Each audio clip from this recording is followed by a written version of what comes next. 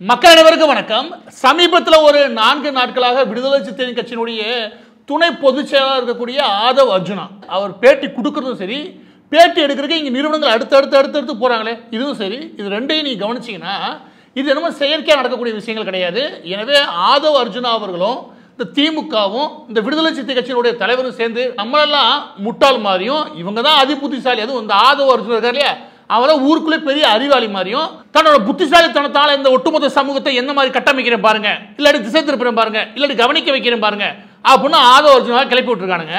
இப்போ அதன் பின்னாடி இருக்கக்கூடிய, அதாவது அதுக்கு ஆதரவாக இருக்கக்கூடிய இல்லை எதிர்ப்பாக இருக்கக்கூடிய யாராவது இருந்துட்டு போங்க, ஆனால் இந்த ஆதவ அர்ஜுனா ஒரு கேரக்டர் வெளியே வருது இல்லையா, அது புதுசாக பேசுது இல்லையா, அதன் பின்னாடி இதோட நோக்கம் என்ன, இந்த ஆள் யாரு, இந்த ரெண்டையும் நீ கொஞ்சம் யோசிச்சிங்கன்னா அப்போதான் அரசியலுடைய மூவ்மெண்ட் என்னன்னு புரிஞ்சுக்க முடியும். அது என்ன அப்படின்னா, இந்த ஆதவ அர்ஜுனா இருக்கு இல்லையா, இவர் யாரை கல்யாணம் பண்ணியிருக்காரு அப்படின்னா லாட்டரி மார்ட்டினுடைய ஒரே பொண்ணை கல்யாணம் பண்ணியிருக்காரு.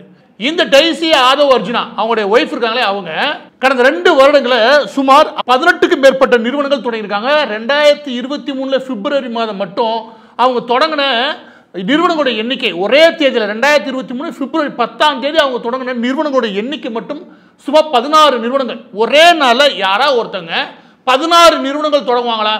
அவ தொடங்குறதுக்கு முன்னாடி ஏதோ ஒரு காரணம் இருக்கும். உங்களால் புரிஞ்சுக்க முடியுதா? இப்போ இருக்க வரைக்கும் எனக்கு தெரிஞ்ச வரைக்கும் 40க்கும் மேற்பட்ட நிறுவனங்கள் இந்த ஆதவ அர்ஜுனா இருக்காங்க இவருடைய மனைவி பேரில் இருக்கு. இவர் என்ன பண்றாரு இல்லைங்க, இவர் என்ன பண்றாருன்னா 22, 23, 24 இந்த காலகட்டங்களில் சுமார் 7க்கும் மேற்பட்ட நிறுவனங்கள் வந்து வெளியே வராரு. அதோட சேர்த்து 2 முக்கியமான நிறுவனங்கள் ஆரம்பிக்கிறார். அதில் மிக முக்கியமான நிறுவனம் என்ன அப்படின்னா அவரே சொல்றாரு, அது என்ன அப்படின்னா வாய்ஸ் ஆஃப் காமன் அப்படின்ற பேரில் மொத்தம் 3 வச்சிருக்காரு. வாய்ஸ் ஆஃப் காமன் ஸ்ட்ராட்டஜின்னு ஒன்று, அது எப்போ தொடங்கினா 2019. அது எதற்காக தொடங்கப்பட்டது அப்படின்னா திமுக ஆட்சி அதிகாரத்துக்கு கொண்டு வரதுக்கு நம்ம என்ன மாதிரி வேலை பார்க்கலாம் அப்படின்னு ஏகப்பட்ட நிறுவனங்களை உருவாக்குனானுங்க. மகேஷ் அன்பில் பொய்யாமொழியில் ஆரம்பிச்சு லாட்டரி மார்ட்டின் சைடில் இந்த voice of common strategic consulting private limited இப்படி ஒரு நிறுவனத்தை இந்த ஆதவ அர்ஜுனா ஓப்பன் பண்றாரு. அதான் நல்லா புரிஞ்சுக்கோங்க, திமுக ஆட்சி அதிகாரத்துக்கு கொண்டு வரதுக்காக 19 ஆரம்பிக்கப்பட்டு 21 தேர்தல் வரைக்கும் இவங்க இந்த வேலையை பார்க்குறாங்க.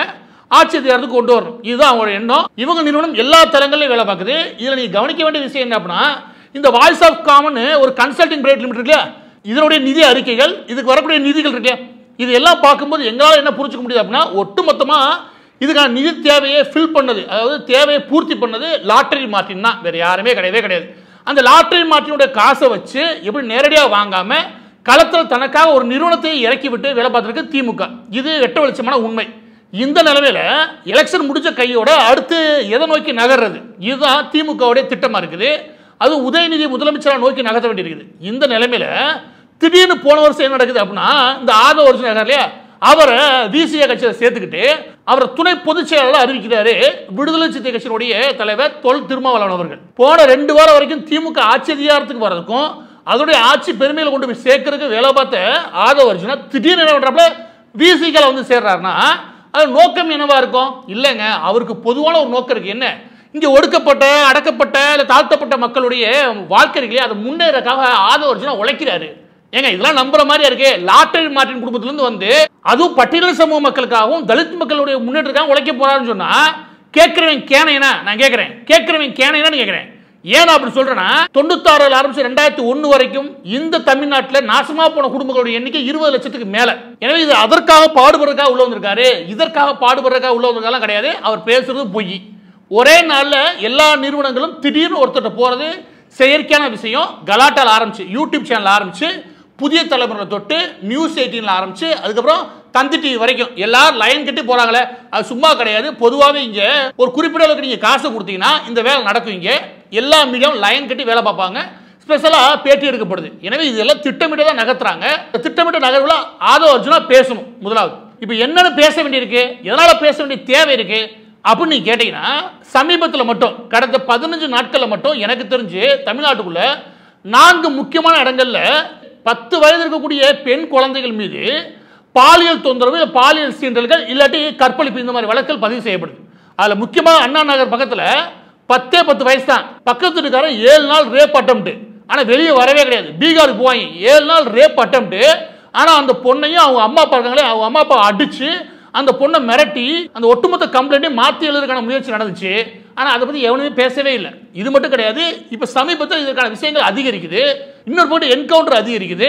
இன்னொரு பக்கத்து இந்த சத்துணவுல போன முட்டை அதை கூட வெளியே வித்துருக்காங்க. இந்த லட்சணத்தை தொடர்ந்து இந்த ஆட்சிக்கு எதிரான விஷயங்கள் தீவிரமா வெளியே வர தொடங்கின உடனே தான் ஆதவ அர்ஜுனா வெளியே வராப்புல. என்னன்னு வெளியே வராப்புல, இந்த ஆட்சியில் இருக்கக்கூடிய திமுக மீதான விமர்சனம் யாரால் வைக்கப்படுகிறது? இங்க இருக்கக்கூடிய அரசியல் விமர்சகர்களால், இல்ல அரசியல் உற்று பார்க்கக்கூடிய நபர்களால் வைக்கப்படுது. ஆனா இந்த அரசியல் விமர்சகர்கள் இப்ப என்ன பண்ணிருக்காங்க?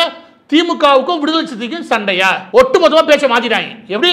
அங்கிட்டு போக வேண்டிய இந்த ஆட்சியினுடைய நிர்வாக விவகாரத்தையும் நாட்டில் நடக்கக்கூடிய இந்த சட்ட ஒழுங்கு பிரச்சனையும் பேச வேண்டிய இந்த நேரத்தில் அதை முழுசா தட்டி விட்டுட்டு எங்கிட்டு திருப்பிட்டாங்க? விடுதலை சிறுத்தை கட்சிகளுக்கும் திமுகவுக்கும் சண்டையா? இப்படியே ஒரு 4-5 மாசத்துக்கு கொண்டு போக முயற்சி பண்றாங்க. நீங்களே யோசிங்க. ஆதவ அர்ஜுனா துணை பொதுச் செயலாளர் வச்சுங்க. அந்த எல்லா இடத்துலையும் போய் அவர் இஷ்டத்துக்கு பேசுறதுக்கு கட்சியின் தலைமை அனுமதிக்குமா? அதை அனுமதிச்சிருக்காரு. திரும்ப திரும்ப ஒரு விஷயம் சொல்றாரு. என்ன அப்படின்னா, ஆட்சியில் பங்குன்றது எங்களுடைய கொள்கை முடிவுகள். ஆனால் நாங்கள் திமுக அழுத்தம் கொடுக்க போறதில்ல, திமுகவுக்கு எந்த பாதிப்பு வராது, திமுக கூட்டணி விட்டு போக மாட்டோம். இந்த மாதிரி 2 பக்கம் ஜங்கு நடிக்கிறது யாரு? திருமாவளவன் அடிச்சு தீராரு. ஆனால் ஆதவ அர்ஜுனா விட்டு என்ன பண்றாங்க? அந்த படம் பேச விடுறாங்க. அதுக்கு எதிர்வினை ஆற்று விதமாக இந்த கூட ராசா விட்டு திமுக பேச விடுது.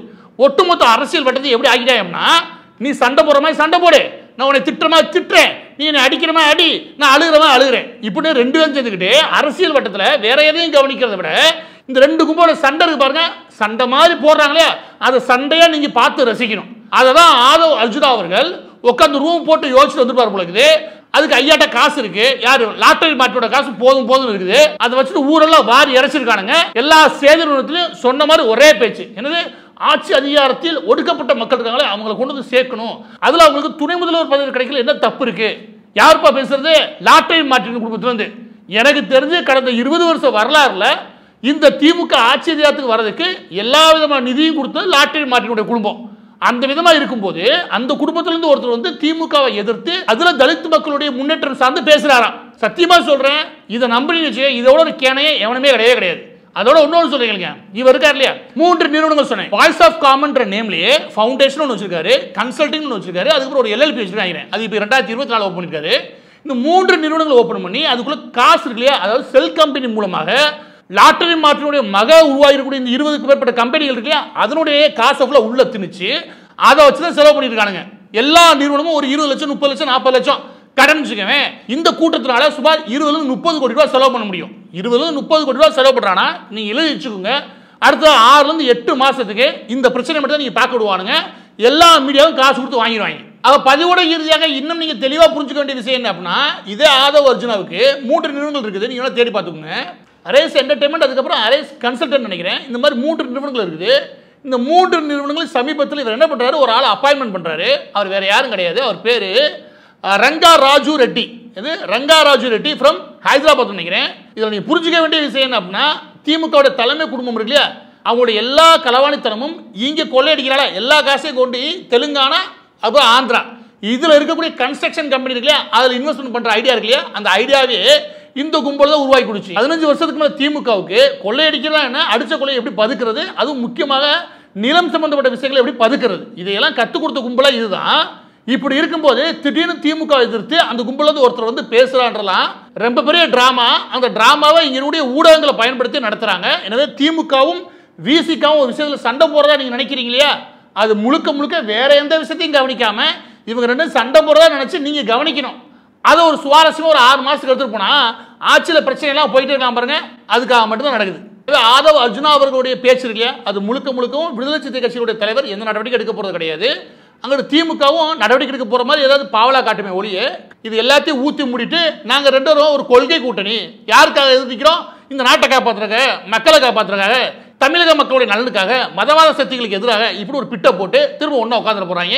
நீங்க எழுதி வச்சுங்க, இது நடக்கும். ஆனா உண்மையில நடக்கிறது என்ன அப்படின்னா, விடுதலை சிறுத்தை கட்சியை இங்க லாட்டரி மாட்டின்ற அவர் காசு கொடுத்து விலைக்கு வாங்கிட்டாரு, அதான் ஆதவ அர்ஜுனா. இன்னொரு படம் ஒரு 25 கோடி கொடுத்து கம்யூனிஸ்ட் விலைக்கு வாங்கிட்டாங்க. மிச்சம் இருக்கிறது வைகோ, அதனால சொல்லவே தேவையில்லை, அவர் எது கட்சி ஆரம்பிச்சான்றதை அவரே மறந்துட்டாரு. எனவே அதை பத்தி பேச தேவையில்லை. எனவே எல்லா கட்சியும் ஏறக்குறைய இந்த IPL டீம்ல விலைக்கு வாங்க டீம் அது மாதிரி வாங்கி முடிச்சிட்டாங்க திமுக காரங்க.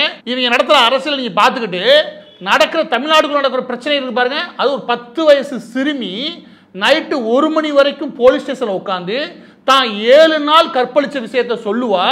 அதை இந்த போலீஸ் கொஞ்சம் கூட வெக்கமே இல்லாம அதை ரெக்கார்ட் பண்ணிட்டு உரிய நபர் மீது நடவடிக்கை எடுக்காம, ஏன் நீ அவனை பண்ணல, ஏன் நீ இவனை பண்ணலன்னு சொன்னது மட்டும் இல்லாம நாம போன் பண்ணி என்கொயரி பண்ணா அந்த பொண்ணு அப்படிதான் போயிட்டு வரும்னு பதில் சொல்ற அளவுக்கு இங்க காவல்துறை கேவலமா இருக்குது. 10 வயசு சிறுமி அங்கிட்ட போயிட்டு வரும்னு சொல்றதுக்கு வெக்க வேணாம். மேல கை வச்சவன் எல்லாத்தையும் ரவுண்டு கட்டி புடிச்சு உள்ள போடணுமா இல்லையா? அதை செய்ய வெக்கமே இல்லாம பதில் சொல்லி இருந்துச்சு. நாங்க போட்டு அதனுடைய ரெக்கார்டெல்லாம் வெளியே கொண்டு வந்ததுக்கு அப்புறம் தான் இப்பதான் ஆனந்த விகடன் எழுதுறாங்க, மற்றவங்க எழுத ஆரம்பிச்சிருக்காங்க. எந்த அரசியல் கட்சி பேசுற மாதிரி தெரியல. எனவே நாட்டில் இவ்வளவு பெரிய பிரச்சனை போய் இருக்குது, அதையெல்லாம் இவனும் பேசல. ஒட்டு மொத்தமா இதை பேச வச்சாங்க பாருங்க. அந்த இடத்துல புரிஞ்சுங்க, நம்மளை மாங்காய் மடைன்னு ஆதவ அர்ஜுன் நினைச்சிருக்காரு. அவர் தான் பெரிய புத்திசாலி நினைச்சிருக்காரு. எனவே இதை தூக்கி ஓரமா வச்சுட்டு நீங்க உருப்படியான விஷயத்துல கவனம் செலுத்தினா நல்லதுன்னு நான் நினைக்கிறேன்.